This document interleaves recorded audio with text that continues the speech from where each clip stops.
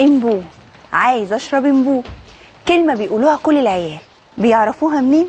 احنا اللي بنعلمها لهم. الكلمة دي اصلها فرعوني، متاخدة من الاله امبويس، بمعنى عايز اشرب. امبو دي بقى هي اللي فضلت لنا من الفراعنة، هي وكلمة هيلا هوب وتاتا تاتا ونينا هو، وسيبنا بقى تقديسهم للنيل وانجازات الاله حابي والعروسة الحلوة اللي بيرموها له كل سنة قربانا ليه، وسيبنا كلمة هيرودوت مصر هبة النيل اللي بدلوها له وبقت مصر هبة النيل والمصريين. واهو احنا المصريين من اللي عملناه في النيل محتاسين، ويا خوف يا بدران شوية شوية كل واحد فينا يمشي تاتا تاتا شايل الجردل الهيلا هوب علشان يدور على الليمبو. خلينا كده نايمين في العسل منا هو.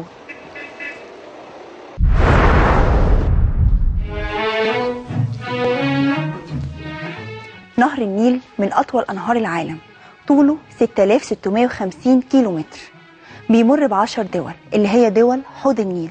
طول عمره مطمع للقوى الاستعمارية، وخاصة في القرن ال19 كان مطمع من الدول الأوروبية، وكانت هي المتحكم الأول فيه.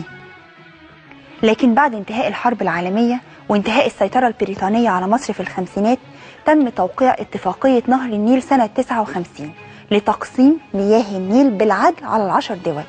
بداية الاتفاقية دي كانت سنة 29، كانت بين بريطانيا ومصر. بريطانيا عملتها بالنيابة عن الدول الاستعمارية اللي هي كانت محتلها من حوض نهر النيل.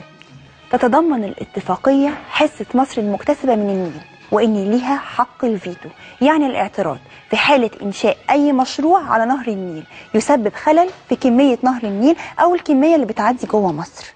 اتفاقيات كتير ومبادرات كتير وشعوب كتير وكلام كبير، كل ده علشان نهر النيل.